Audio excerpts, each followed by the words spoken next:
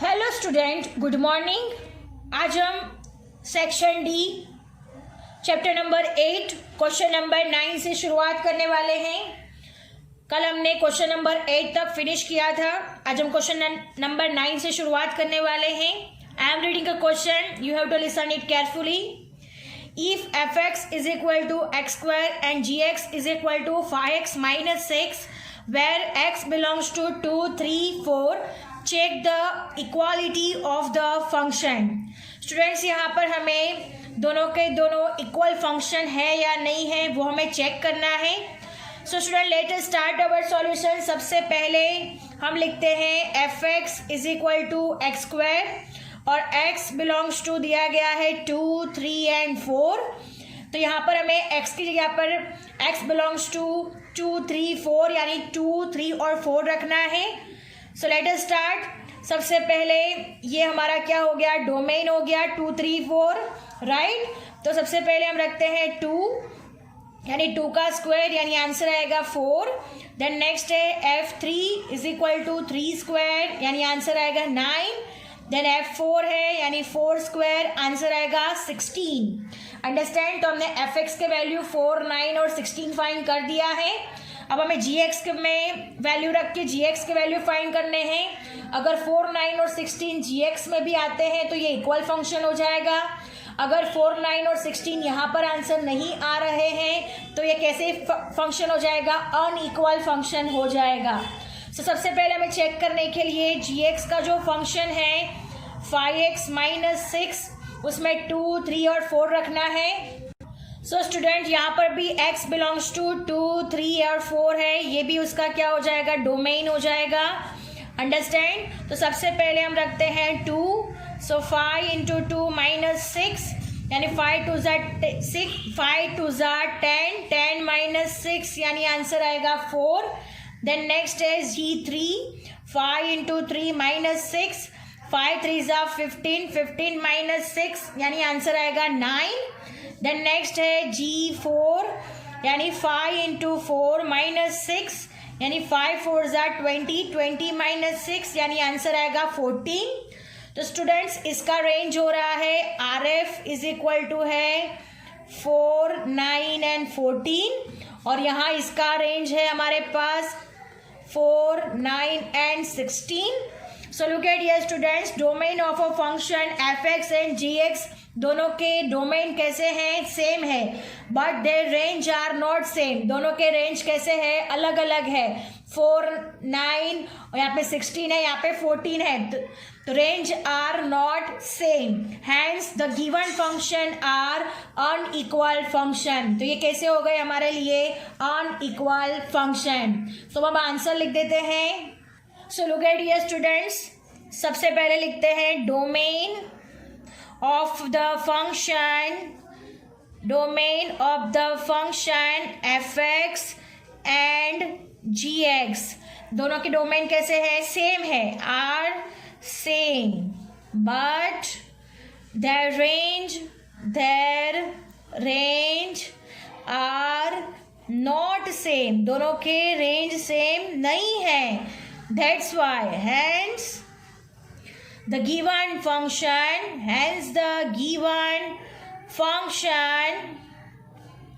are unequal functions. Understand? तो ये दोनों फंक्शन कैसे हो गए हमारे लिए, unequal functions. Understand? Now moving to the next question, question number 10. Next question है question number 10. If k function के R के x is equal to x square plus 3x minus 12, then determine the type of function के। Students, यहाँ पर R है यानी यहाँ पर हमारे सारे रियल नंबर्स होंगे। सो स्टूडेंट्स, डोमेन है, डोमेन R है यानी रियल नंबर्स, यानी डोमेन हमारा हो जाएगा real numbers. So students, real numbers में कौन कौन से डिजिट्स इंक्लूडेड है, तो नेगेटिव और पॉजिटिव वाले -3, -2, -1, 0, 1, 2, 3 एंड डॉट डॉट डॉट, बहुत सारे नंबर्स, राइट। तो ये हमारा हो गया डोमेन। अब हमारा फंक्शन के x इज इक्वल टू दिया गया है x square plus 3x minus 12, right. तो अब हमें क्या करना है, ये सारी की सारी डिजिट्स है वो हम इक्वेशन में रखेंगे और उसे सॉल्यूशन करेंगे और उसके बाद हम आंसर को चेक करेंगे तो हमें पता चलेगा कि कौन से टाइप का फंक्शन है, ये 1 फंक्शन है या फिर मैनी वन है या फिर कांस्टेंट फंक्शन है। तो सबसे पहले हम देखते हैं कि -3, सो लुक एट ये student, -3 whole square plus 3 -3 -12 is equal to, इन सबको सॉल्यूशन आप करोगे तो आंसर आएगा -12। आप अपने तरीके से सॉल्व कर सकते हो, 3 3 ज़ा 9, 3 3 ज़ा 9 यानी -9 हो जाएगा, राइट। और फिर -12, फिर इसको सॉल्यूशन करोगे तो प्लस और -9 दोनों कैंसिल हो जाएंगे तो -12 आंसर आएगा। देन नेक्स्ट है -2 होल स्क्वायर प्लस 3 -2 -12, इसका आंसर 2 2 ज़ा 4, राइट, 3 2 ज़ा 6 यानी -6 -12, फाइनल आंसर होगा -14। अंडरस्टैंड। नेक्स्ट है कि -1 is equal to -1 whole square plus 3 -1 -12, इन सब का सॉल्यूशन करेंगे तो आंसर आएगा -14। अंडरस्टैंड। नाउ नेक्स्ट है कि 0 का 0 स्क्वायर प्लस 3 इंटू 0 -12 यानी आंसर होगा -12। अब नेक्स्ट है K1 is equal to 1 square plus 3 into 1 -12 जिसका आंसर होगा -8। अब नेक्स्ट है K1, नेक्स्ट है K2 is equal to 2 square plus 3 into 2 -12 यानी आंसर होगा, सो लुक एट ये स्टूडेंट, 2 2 ज़ा 4, 3 2 ज़ा 6 -12 यानी यहाँ पे आंसर होगा -2। अंडरस्टैंड। तो स्टूडेंट्स आप लोग देख सकते हो -14 -12 -12 सेम है। सो स्टूडेंट्स यहाँ पर मैनी वन फंक्शन हो रहा है क्योंकि ये सारे डिजिट सेम टू सेम आ रहे हैं, अगर हम आगे भी करेंगे तब भी हमारे आंसर सेम ही होंगे। सो स्टूडेंट्स हम लोग अब आंसर लिखते हैं, here for elements -3 and 0 -3 and 0 -2 -1 -2 and -1 of domain their images are same,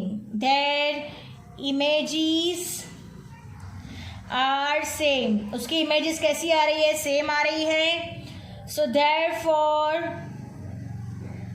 function K is कैसा हो गया, many one function. Understand. So student, our sum is over here. Now moving to the next question number 11.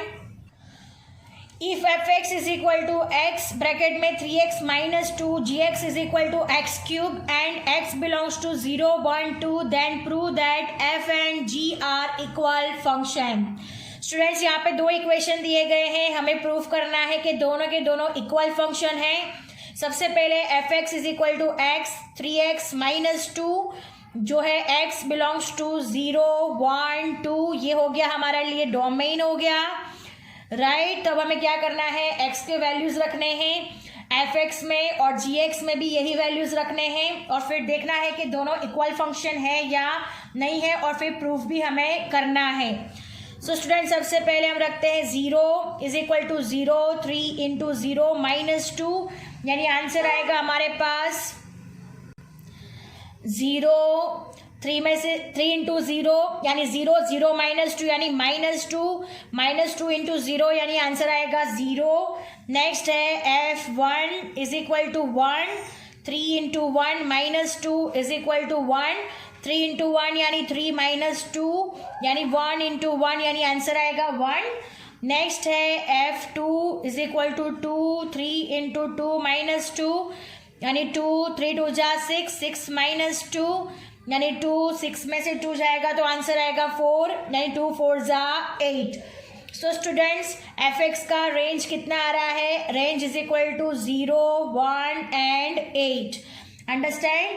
अब next है हमारे पास g x is equal to है x cube, जहां पर है x बिलोंग्स टू 0, 1, 2।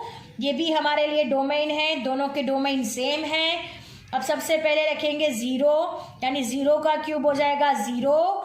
नेक्स्ट रखेंगे g1, यानी 1 का क्यूब हो जाएगा हमारे पास 1। देन नेक्स्ट है g2 इज इक्वल टू 2 का भी क्यूब हो जाएगा हमारे पास 8। सो स्टूडेंट gx का भी रेंज हमारे पास है 0, 1, 8, दोनों के रेंज सेम है। सो लुक एट ये स्टूडेंट, अब हम इसका प्रूफ लिखते हैं। From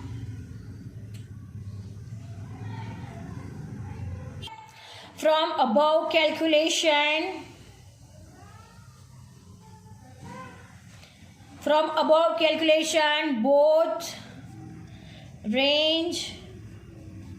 both range are same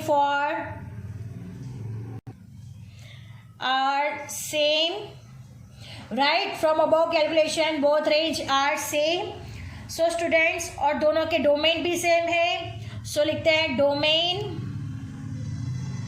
of f and g is equal, दोनों के डोमेन भी सेम है, रेंज भी सेम है। So students the range of f and g are also equal. हमने लिखा हुआ है from above calculation both range are same, domain of f and g is equal, और range of f and g is equal, दोनों के दोनों same है। So student our answer is hence f and g are equal functions. Understand? So hence f and g are equal function. So students, our sum is over here. Now moving to the next question, question number 12.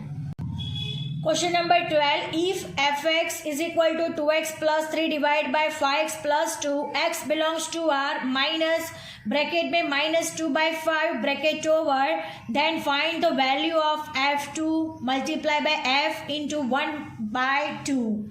Students हमें क्या करना है, f2 यानी ये equation में सबसे पहले f2 रखना है, देन आफ्टर f 1/2 रखना है। दोनों का भी जो आंसर आए उसका क्या करना है, मल्टीप्लिकेशन करना है।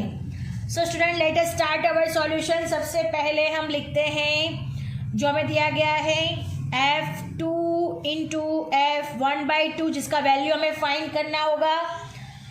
कौन सा इक्वेशन है, तो 2x प्लस 3/5x प्लस 2, जहाँ पे बारी बारी से हमें दोनों डिजिट्स रखनी है। तो सबसे पहले हम 2 रखते हैं, तो 2 into 2 plus 3 divide by 5 into 2 plus 2 हो जाएगा। मल्टीप्लिकेशन की साइन है, यहाँ पे भी मल्टीप्लिकेशन की साइन आएगी। अब 1/2 रखना है यहाँ पर ही, 2 into 1/2 plus 3 divide by 5 into 1/2 plus 2 हो जाएगा। अब इनका साथ में ही सॉल्यूशन करेंगे। 2 2 ज़ा 4, 4 प्लस 3 हो जाएगा, 5 2 ज़ा 10, 10 प्लस 2 हो जाएगा, इंटू 2 2 कैंसिल हो जाएगा। सो हमारे पास ऊपर रहेगा 1 प्लस 3 डिवाइड बाय 5 1 ज़ा 5, 5/2 प्लस 2 हो जाएगा। अब हम इसका सॉल्यूशन करेंगे। 4 प्लस 3 यानी 12, 4 प्लस 3 यानी 7 हो जाएगा, 10 प्लस 2 यानी 12, राइट, 7/12 आंसर आएगा। अब नेक्स्ट है हमारे पास 1 प्लस 3 4 हो जाएगा। अब यहाँ पर 5/2 है, प्लस 2 है, तो यहाँ पे आप देख सकते हो 5/2 प्लस 2 ऐसा इक्वेशन बना हुआ है। सो स्टूडेंट यहाँ पर हमें डिनोमिनेटर को सेम करना होगा, यानी एलसीएम लेंगे तो 1 मल्टीप्लाई बाई 2, 2 मल्टीप्लाई बाई 2 हो जाएगा, यानी 5 प्लस 4/2, 5 प्लस 4 यानी 9/2 आंसर आएगा। So students look at here, यहाँ पे आएगा 9/2। अब हम इसको सॉल्यूशन करेंगे। 7/12 इंटू 4 इंटू 2 अपर साइड पर चला जाएगा, 4 इंटू 2/9। अब हम इसका सॉल्यूशन करेंगे। 4 3 ज़ा 12, अंडरस्टैंड। सो 7 2 ज़ा 14। अब कोई भी कट नहीं हो रहा तो हम इसका मल्टीप्लिकेशन कर देते हैं. 7 2s are 14, 3 9s are 27. So our final answer is equal to 14 by 27. Understand? So student, our sum is over here and lecture is also over here. I hope you understand it very well. Thank you students.